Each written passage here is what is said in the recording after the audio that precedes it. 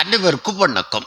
அவசரமா பெட்ரோல் போட போனா பங்குல நமக்கு முன்னாடி இருக்கிறவன் டேங்க் மூடி திறக்க முடியாம தடுமாறிக்கிட்டு இருப்பான். ஏடிஎம்ல பணம் எடுக்க போனா அங்க ஒருத்தன் ரொம்ப நேரம் நின்று நோண்டிக்கிட்டு இருப்பான்.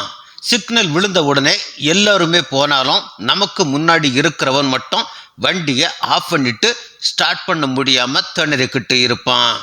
ஹெல்மெட் போடாம தப்பிச்சு போயிடலாம்னு பார்த்தா நமக்கு முன்னாடி போறவன் பிரேக் அடிச்சு நம்மளை நிறுத்தி போலீஸ்கிட்ட பிடிச்சி கொடுத்துட்டு தான் போவான்.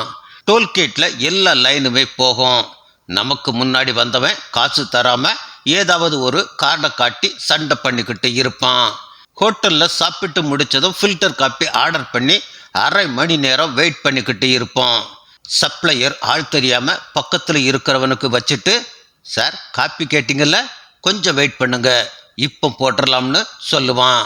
பேங்க் மேனேஜரை பார்க்க போனா ஒருத்தன் உட்காந்து ஊர்க்கதை பேசிக்கிட்டு இருப்பான். பஸ்ல நமக்கு பின்னாடி வந்தவன் அடுத்த ஸ்டாப்ல இறங்க வேண்டியவன் எல்லாம் சீட்டை பிடிச்சி உட்காந்துக்குவான். டீ குடிக்க கடைக்கு போனா மாஸ்டர் தூள் மாத்தி 10 டீக்கு அப்புறம் தான் நமக்கு டீ கொடுப்பான்.